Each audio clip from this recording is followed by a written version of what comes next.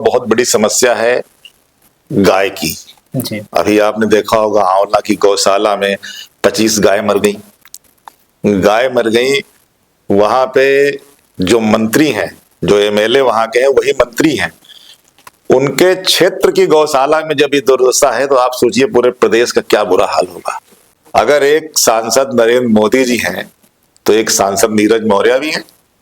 ठीक है, वो आज प्रधानमंत्री हैं, इसका मतलब ये थोड़ी कि प्रधानमंत्री अपने क्षेत्र में पैसा लगा ले वो बाकी को छोड़ दे। कैमरे पे ऑन रिकॉर्ड कर रहा हूं कि हमसे पहले जो यहाँ सांसद रहे हैं उन्होंने कितने गांव में कितने काम किए, पहले उसका ब्यौरा मेरे पास लाइए, फिर हमसे भी हिसाब मांग लीजिए।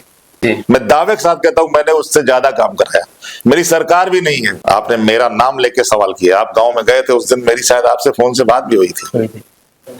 तो चूंकि आप मेरे विरोध में बोल रहे थे तो जाहिर सी बात है भाई, एक सांसद, अकेला सांसद इतने बड़े क्षेत्र को संतुष्ट तो नहीं कर सकता। नमस्कार साथियों, आप देख रहे हैं बरेली टीवी और मैं हूं आपके साथ अनिकेत भदौरिया।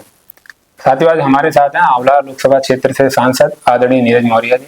आज हम बात करेंगे आंवला के विकास व बदलाव पर। सर, आपका बहुत बहुत स्वागत है बरेली। जी जी, धन्यवाद, आपका धन्यवाद। सर, मैं जानना चाहता हूँ कि आंवला के विकास व बदलाव के लिए आपके द्वारा क्या कार्य किए जा रहे हैं। एक सांसद के पास विकास के लिए जो धन आता है वो इतना छोटा है कि उससे ना तो बहुत विकास हो सकता है ना बदलाव हो सकता है।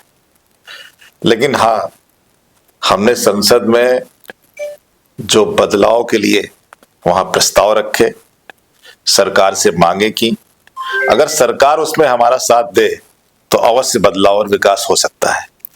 सर, जैसा आपने बताया धन आता है वो थोड़ा कम आता है, मगर जो कुछ भी आया है उससे कुछ तो कार्य कराएंगे। सब कुछ खुली किताब है, आप पब्लिक डोमेन पे पूरे देश के प्रत्येक सांसद का ब्यौरा पड़ा हुआ है। जो आता है उसका रख रखाव जिला मजिस्ट्रेट करता है, मैं नहीं करता हूं, डीएम के पास होता है जी। मेरे द्वारा तो जनता की जो मांगे आती हैं उनको वहां भेजा जाता है। लेकिन बदलाव के लिए, जैसे आज बनारस के अंदर हजारों करोड़ का काम हो रहा है, लखनऊ में काम हो रहा है, और जो मंत्री हैं बड़े बड़े वो अपने क्षेत्र में काम करा रहे हैं। तो ये जो नारा है सबका साथ सबका विकास, तो ये नारा तो खोखला हो गया। अगर एक सांसद नरेंद्र मोदी जी हैं तो एक सांसद नीरज मौर्य भी हैं। ठीक है, वो आज प्रधानमंत्री हैं, इसका मतलब ये थोड़ी कि प्रधानमंत्री अपने क्षेत्र में पैसा लगा ले वो बाकी को छोड़ दे। मैंने लोकसभा के अंदर ऑन रिकॉर्ड कहा है कि सांसद निधि को या तो बढ़ाया जाए या इसको खत्म कर दिया जाए। जैसा कि सर आपने बताया कि पब्लिक डोमेन में सब कुछ है।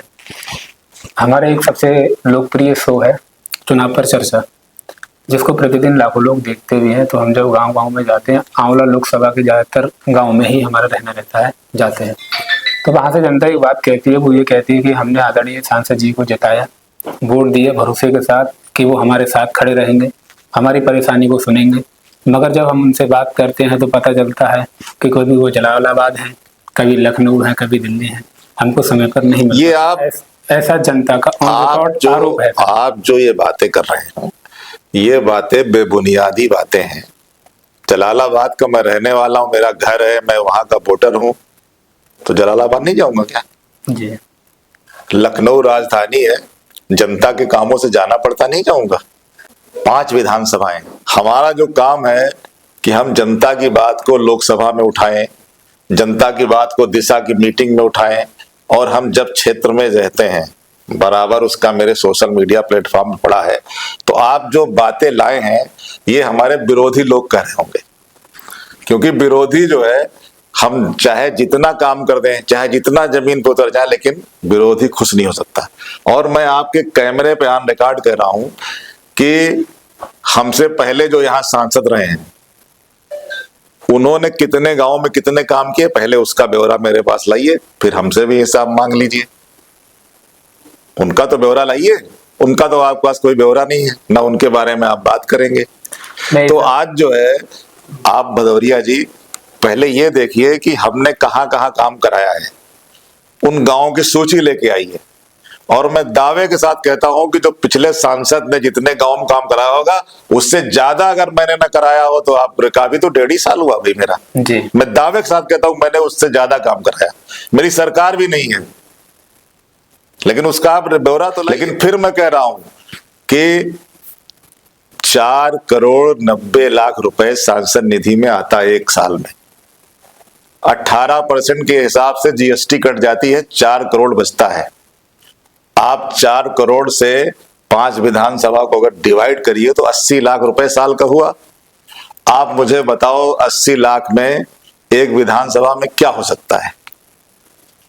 बताइए ना, आप बताइए। आप मुझसे बात कर रहे हैं तो पहले इस पे तो आइए। नहीं, इस पे अगर कोई आपसे इस तरह की बात कर रहा है तो आप भी तो तर्क उसको दीजिए। नहीं, इसी पे हम बात कर रहे हैं अभी आगे। जैसे आपने कहा कि जो विरोधी है वो ऐसी बातें करते हैं, अब वो कौन विरोधी है कौन क्या है ये तो हम तय नहीं कर सकते वहां बैठ करके। मगर हालांकि कुछ गांव ऐसे हैं जिसमें कि आपके कार्यकर्ता ही ये कहते हैं, वो भी ये जानते हैं कि 80 लाख रुपए में बहुत ज्यादा विकास नहीं हो सकता और आप अभी सत्ता में नहीं, ये वो भी मानते हैं। मगर उनका ओवरऑल ये प्रश्न रहता है कि सांसद जी मिल नहीं पाते गाँव में। देखिए ये सारे निराधार बातें मिल रही, आपके सामने बैठे हुए हैं जी। आपसे कैसे मिल रही है भाई? अभी आपके आने के पहले मैं जनता दर्शन कर रहा था, मुझसे सैकड़ों लोग मिल के गए हैं। इसके बाद अभी आपसे वार्ता करने के बाद मेरे क्षेत्र में कार्यक्रम लगे हैं। लोकसभा बहुत बड़ी है और कुछ अपने लोग भी ये बात कह सकते होंगे, क्योंकि ऐसा है बहुत सालों के बाद समाजवादी पार्टी के सांसद के रूप में मैं यहाँ चुनाव जीता हूँ। दूसरा, हमारे जो खास करके आंवला में जो बरेली की 3 सीटें हैं, यहाँ पे हमारे विधायक नहीं हैं, तो सारी उम्मीदें उनको हमसे हो गई। अब उनकी कोई कमी नहीं है, इसमें कोई गलती नहीं है, लेकिन ज्यादा जितनी उम्मीदें हैं उतनी उम्मीदों पे मैं अभी उनको काम करने में सक्षम नहीं हूं, क्योंकि अभी मेरा 1.5 साल का समय हुआ है।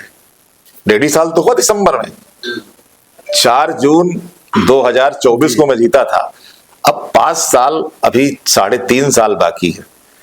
तो 1.5 साल में आप समझो कि मैं बिल्कुल कोई ऐसा जादू की छड़ी घुमा दूं कि सब सोना हो जाए, तो थोड़ा ये तो प्रैक्टिकल बात यह है कि जनता के द्वारा जनता के बीच में हम लोग जाके जो उनकी समस्याएं लेते हैं, उन समस्याओं पे मैं 100% उसका संज्ञान लेते हुए सक्षम अधिकारी को, सक्षम सरकार को पत्राचार भी करता हूं।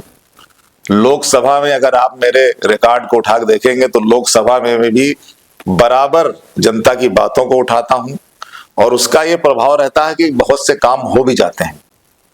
लेकिन एक इन जनरल जो आप बात कर रहे हैं, ये बातें तो जब आप गांव में गए, गांव में आपने सवाल किए, आपने मेरा नाम लेके सवाल किया, आप गांव में गए थे उस दिन, मेरी शायद आपसे फोन से बात भी हुई थी।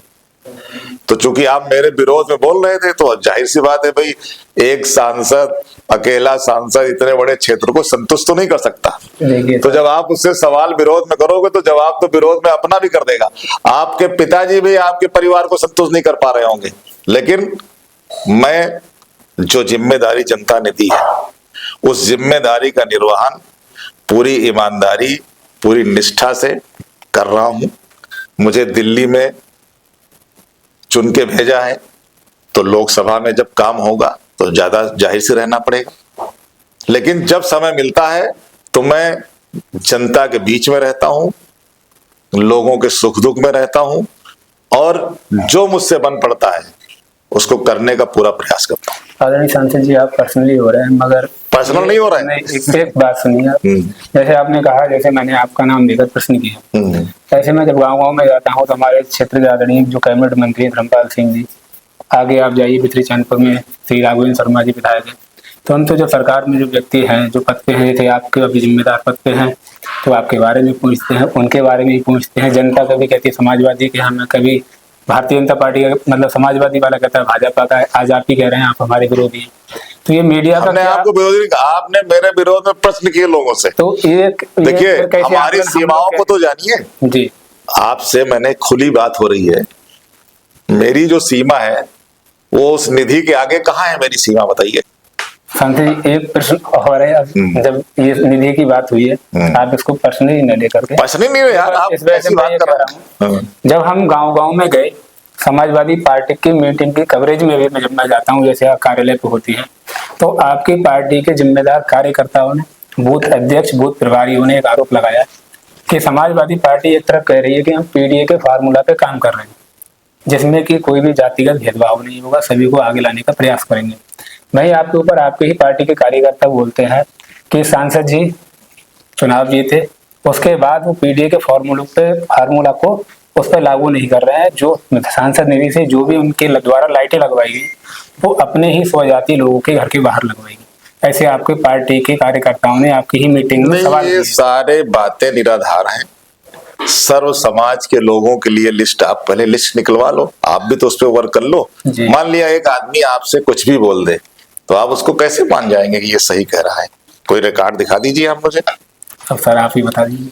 मैं तो कह रहा हूँ सर्व समाज के लोगों को दिया गया है, और हमारी सांसद निधि में एक व्यवस्था है कि उसका 20 से 25% धनराशि शेड्यूल कास्ट के ही मोहल्ले में खर्च की जाएगी।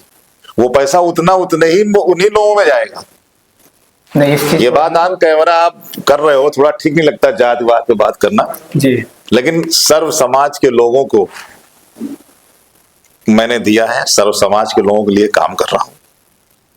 और आज अभी शाम को कुछ प्रस्ताव में देने जा रहा हूं, छोटे छोटे हैं गलियों के। तो अगर आप कैमरा बात करेंगे, अभी कैमरे पे ठीक नहीं है, तो मैं आपको बताऊंगा किसके लिए करने जा रहा हूँ।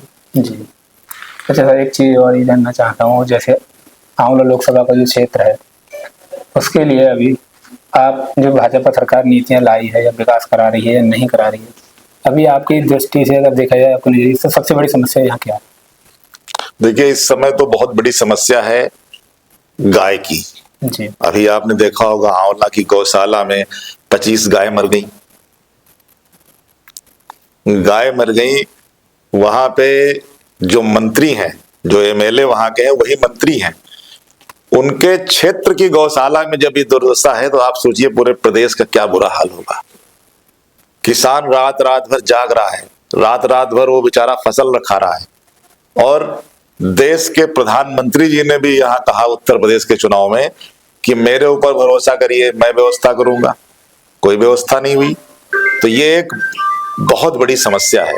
इसके अलावा अस्पतालों की समस्या है। हमने तो एम्स की मांग कर रखी है।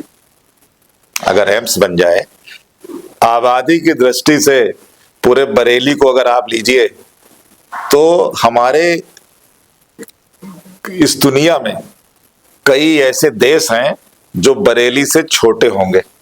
देश हैं ऐसे देश।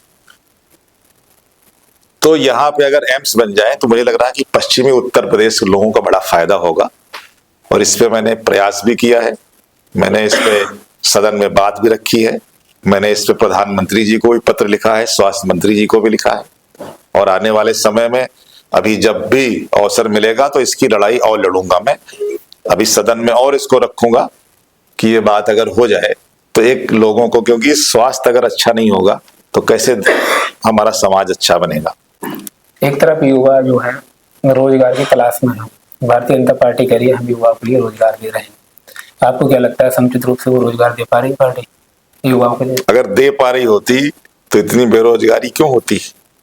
अभी आंकड़े आए हैं कि आजादी के बाद इतने सालों में सबसे बड़ा इस समय अगर जो परसेंटेज है बेरोजगारों का, इससे ज्यादा कभी नहीं होगा। आपको शायद संज्ञान होगा ही कि आउटसोर्सिंग के माध्यम से ये सरकारी उसमें लोगों को लगा रहे हैं। आउटसोर्सिंग में जो बच्चे लगे हैं, उनको 9,000 10,000 रुपए मिल रहा है। आप बताइए, 10,000 की कोई नौकरी होती है क्या? सरकारी नौकरी 10,000 की होती है क्या? तो ये जो बेरोजगारी है, लोगों को परमानेंट नौकरी न देना, आउटसोर्सिंग से लाना, ये मुझे लग रहा है कि युवाओं के साथ बहुत बड़ा छल है, धोखा है। और युवा इसको समझ भी रहा है। 2024 के चुनाव में उत्तर प्रदेश के अंदर भारतीय जनता पार्टी को जो 80 की 80 सीटें जीतने का दावा कर रही थी, बुरी तरह से हराया। और 27 में ऐसा सफाया करेगी कि भाजपा उत्तर प्रदेश में नजर नहीं आएगी। आखिर में सर आप हमारे दर्शकों को कुछ कहना चाहेंगे? मैं सभी दर्शकों का मैं धन्यवाद करता हूं और मैं दर्शकों से भी कहूंगा और आपसे भी कहूंगा कि पत्रकारिता अगर चाहे तो बहुत बड़ा बदलाव ला सकती है। तो दर्शक इनकी सच्ची पत्रकारिता का सम्मान करें और अगर कहीं ये गलत करें तो इनको बताएं भी कि नहीं आप यहाँ पे गलत हैं। और मैं आपसे अनुरोध करूंगा कि आप हमारी सीमाएं हैं और उस सीमा से आगे हम कहाँ जा सकते हैं। जी। अगर कोई रास्ता हो तो आप बता दो, आप बता दो। लेकिन चूंकि मैंने कहा ना, मैंने कहा कि जनता को बहुत दिन के बाद यहाँ पे समाजवादी पार्टी से सांसद मिला। दूसरा, जो हमसे पहले सांसद रहे यहाँ पे वो क्षेत्र में नहीं जाते थे और यहाँ तक कि मेरे पास खबर है कि वो अपने आवास पे भी रहते हुए भी लोगों से नहीं मिलते थे। हम यहाँ रहते हैं, कोई किसी समय आए स्वागत है। मेरे यहाँ कोई टाइम नहीं है कि इतने बजे आओ इतने बजे आओ। और जब लोग मिलते हैं तो देखिए हमारे जो मतदाता है, हमारे जो जनता है, सब भोले भाले लोग हैं, सच्चे दिल के लोग हैं।